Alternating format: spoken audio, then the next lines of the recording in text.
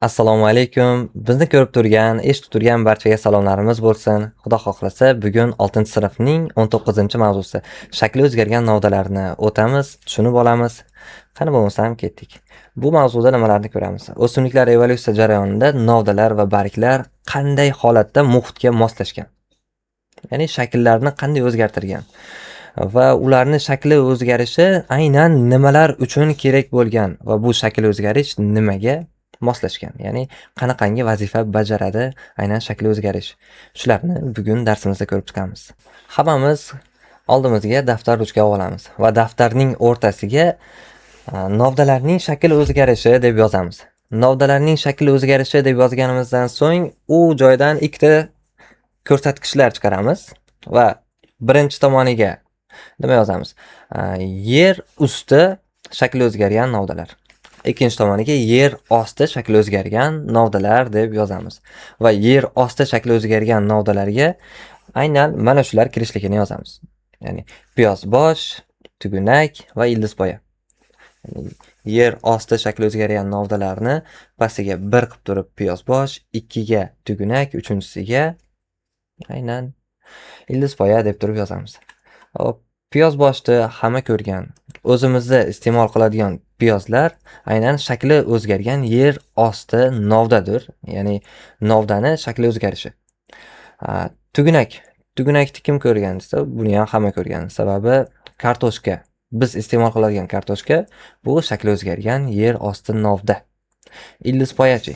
Ildizpoyani g'umay yoki ajriqda ko'rganlar, yulib ko'rganlar yoki hayotda bir marta bo'lsa ham ko'rgan hisoblanadi aynan ildizpoyani. Sababi ana shu g'umay, ajriq, qamishlar ildizpoyasi orqali ko'payadi va ildizpoyasi orqali yashaydi butun umri davomida. Har bitta shakli o'zgargan yer osti novdalariga misollar piyozbosh uchun bosh piyoz, sarimsoq va lola. Bularni misol qilib keltirishimiz mumkin. Tugunak uchun esa kartoshka, topinambur. Ildizpoya uchun g'umay, ajriq va qamishlar misol bo'la oladi. Bularni yanada ko'proq misol berib o'tilyapti. Ularni yodlab olasizlar. Mana piyozboshnikida sarimsoq piyozdan tashqari nargis berilyapti.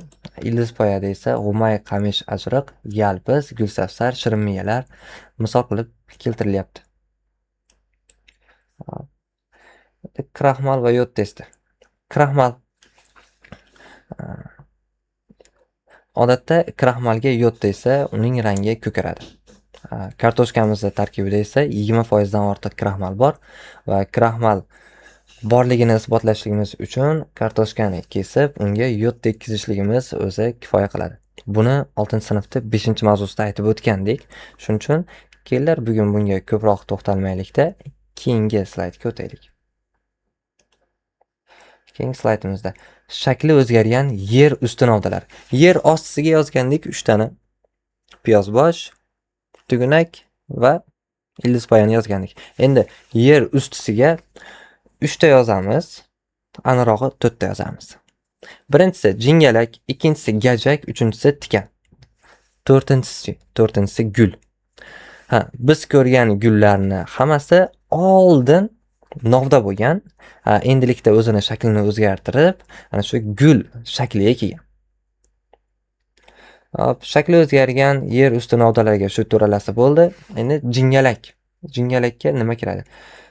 Hop, jingalakka qulupnaydi jingalaklari kiryapti va bu yer baqilab o'sishga, yangi ko'chatlar hosil qilishlikka va vegetativ ko'payishlikka xizmat qilyapti.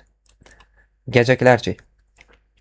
Gajaklar aynan bodringning gajaklari berilyapti bizda.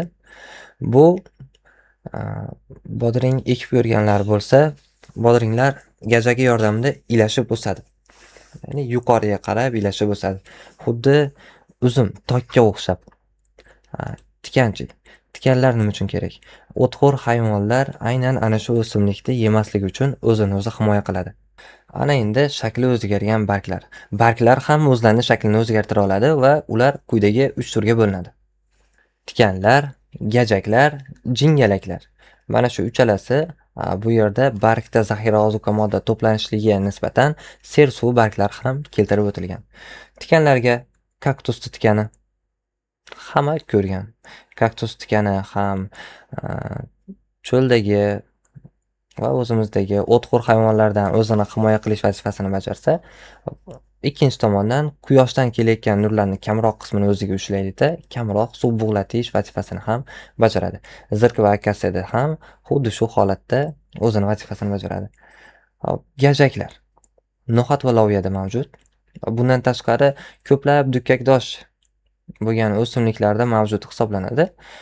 Bularni eng oxirgi tog' bargchasini bargning o'rniga gajak hosil bo'ladi. Va ana shu gajaklari yordamida u o'sib, boshqa bir o'simliklarga ilashib o'sadi. Ilashib o'sishlikda vazifasini bajaradi. Sersuv barglar piyozda, karamda, aloyda mavjud va bular o'zida zaxira modda to'playdi. Bugungi mavzuyimiz mana shulardan iborat edi. Demak, uni savollar bilan yakunlaymiz. Birinchi savolimiz: kartoshka tugunagida kraxmal borligini sifat reaksiyasi orqali aniqlash uchun qanday modda tomiziladi? Ikkinchi savolimiz: piyoz boshining tubida kalta poyachasidan pastga qarab nima o'sib chiqadi? Demak, buni 6-sinf kitobdan ko'rib o'qib olamiz va kommentariyaga o'zingizlar javoblarni yo'llanglar. Uchinchisi: g'umay va ajriq, qamish o'simliklari yer osti novdasi nima deyiladi? Oxirgi savolimiz: do'lana tikanlari va no'xat gajaklari qanday organlarning shakli o'zgarishi hisoblanadi? Albatta, shu bilan darsimiz o'z nihoyasiga yetdi. Hammanglarga xayr, sog' va salomat bo'linglar. Alloh o'rgangan ilmlarimizni bundan-da ziyoda qilsin.